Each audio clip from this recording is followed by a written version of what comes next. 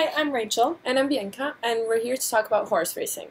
We're going to start with its history, how it developed, the commercialization of horse racing, its governance structure, and conclude with the current issues facing the sport nowadays. So, let's start. The origin of horse racing can be traced to the prehistoric nomadic tribesmen of Central Asia, around 4500 BC, who at the time already domesticated horses. In 638 BC, during the Greek Olympics, chariot and horse racing were part of the event, which is when horse racing became an organized sport and turned into an obsession in the Roman Empire. In the 12th century, when the English knights came back from the Crusades, they brought swift Arabian horses, which for the next 400 years, combined with English mares, ended up having both speed and endurance in one breed. That's when the modern horse racing began. Horse racing is known as the sport of the kings, and it began in 1605 when James I stated the small town of Newmarket as the headquarters of racing, which led the city and the sport to growth. During the reign of Queen Anne between 1702 to 1714, it was when the spectators started to wager on the horses, and it's during that time that horse racing began to become a professional sport. In 1750, it was formed the Jockey Club, since the sport was expanding through England and it was clear that a central governing authority was needed. The Jockey Club, which is still in charge of horse racing until today, wrote rules to regulate the sport, which made it the first regulated sport in Britain.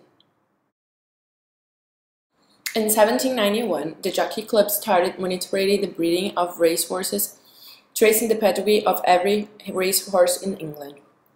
It was in the 18th century that the classic races were established, replacing the emphasis on stamina by racing younger horses over shorter distances. Due to the technological innovations in the 19th century, horse racing became a popular sport since it was watched by millions of people each year. Leading newspapers also helped turning horse racing into a popular sport, giving more coverage, which led to a rise of wagering. Even during both world wars, horse racing was one of the only sports that kept going, but in a very limited scale. In 1961, it became legal to wager away from race courses, which dramatically increased the volume of betting when the high street betting shop was born. Racing life officially begins when the horse turns 2 years old. At this point, they are legally allowed to begin racing, either in a flat or national hut, also known as jumping, type races. No matter which career path the horse chooses, they all begin as maidens, a horse that has never won a race. Once a horse breaks this maiden name, they move up to claims racing. For claiming races, all horses are up for sale. Some owners opt out of claims races and want to keep their horses and develop it, as they are often viewed as investments. In this case, the horse would racing and non-selling races. The purpose of non-selling is to further the training and earn the owner prize money, as known as purses. Races happen every few weeks for the horses, where they attempt to win in breakthrough race conditions that can vary by sex, age, breed, and race type to move up in ranking. The highest division and ultimate goal for horses is known as stakes. Stakes racing ranks from 1 to 3, 1 being the cream of the crop. All major cups and races such as Breeders' Cup, Melbourne Cup, and the Grand National are considered stakes races and are known to have the largest prize winnings.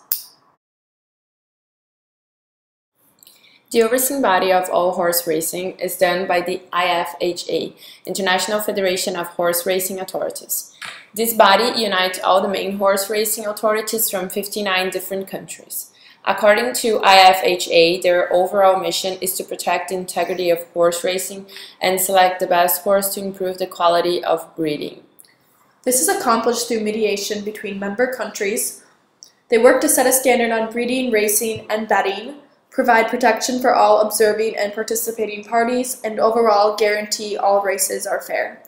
Other governance structures like the Jockey Club in the United States and British Horse Racing Authority oversee similar responsibilities as the IFHA in their specific country and share similar missions to continue successful and fair practices for horse racing. Finally, on a smaller structure scale is the ownership of a horse. Ownership can vary from types like partners, company, and sole ownership. No matter how many parties own the horse, the owner incurs all costs for trainers, jockey fee, horse expenses, and starters. This may seem like a large sum, but owners are the beneficiaries of all prize winnings and claim large sum winnings upwards of $20 million at the high stakes races.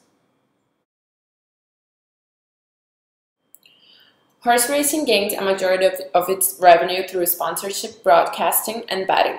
As you can see in the photo, sponsors are placed on the horse, jockey, and throughout the arena. Broadcasting has also played a large role in gaining viewership around the world. According to the British Horse Racing Authority, it is the most televised sport after football, which is positive for profitability since most of the money is made during the largest races like the Grand National. Gambling plays a large role in the sport as well, as billions of dollars are placed in bets each year. This is an important aspect of the sport because a set percentage of wagers, usually ranging from 14 to 25%, are used for purses, track costs, and taxes. In the United States alone, $11.4 billion were wagered on thoroughbred racing. We are now going to examine one of the largest horse races, Grand National. These figures published by The Guardian show a wavering in viewership. In 2011, the Grand National gained 35.8% share of the market, with a peak of 8.8 million viewers. In 2012, they only managed to capture 33.9%, which is around 4.4 million viewers on average. 5 to 15-minute peaks captured upwards of 10 million viewers, meaning around 59% share of the market. Despite these high peaks, broadcasters like Sky decided to cut ties with the horse racing industry and no longer will broadcast the Grand National. Although horse racing brings in millions each year, it is currently facing declining viewership and wagers every year since 2010. This income chart provided by British Horse Racing shows decreasing income despite the increasing number of owners and racecourses. This can be attributed to the decreased interest from generations X and Y, difficulty to understand the sport, and illegal issues occurring in horse racing. Prize money dropped £16 million in 2009 from a high of $110 million in 2011. A statistic from New York Times stated that thoroughbred racing declined nationally in handle by 7.3% in 2008, 9.8% in 2009, and by 8.4% in the first 4 months of 2010.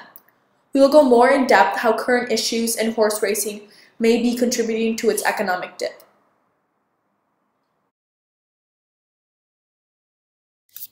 Drug use on horses is a current controversial issue in the sport. Trainers are using drugs that help horses run faster without feeling any sort of pain. This kind of issue is not only related to the fact that the trainers are cheating to make their horses win, but it is also a harm for the horses, who go over their physical limits, threatening the safety of the horses and also the jockeys. Scandals related to race fixing have also been in the media for a while. Several people that are involved with the horse racing business have been charged for fixing races in order to make profit. These kinds of problems decrease the image of the sport, which can ultimately lead to the extinction of horse racing.